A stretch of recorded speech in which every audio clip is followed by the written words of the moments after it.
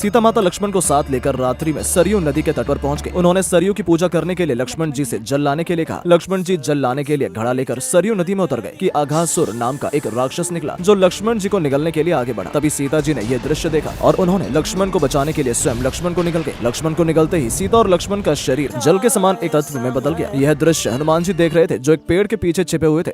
उन्होंने सीता और लक्ष्मण का जल रूपी शरीर एक घड़े में भर लिया और श्री राम के सम्मुख उपस्थित होकर सारी घटना सुनाई। सारी बात सुनने के बाद श्री राम मुस्कुराए और उन्होंने हनुमान जी को बताया कि इस राक्षस को भगवान शिव का वरदान प्राप्त है, इसलिए इसका वध मैं भी नहीं कर सकता। भगवान शिव के इस वरदान के अनुसार अघासुर का वध तभी किया जा सकता है जब सीता और लक्ष्मण का शरीर एक होकर किसी तत्व में बदल जाए और हनुमान जी उस तत्व का उपयोग एक शस्त्र के रूप में करें। प्रभु श्री राम की बातें सुनकर हनुमान ने उस घड़े के जल को गायत्री मंत्र से अभिमंत्रित करके सरयू नदी में बहा दिया। सरयू नदी में उस जल के मिलते ही नदी में आग की लपटें उठने लगी जिसमें चलकर अघासुर राक्षस भस्म हो गया। अघासुर के भस्म होते ही सरयू नदी ने सीता और लक्ष्मण को उनका शरीर वापस कर दिया।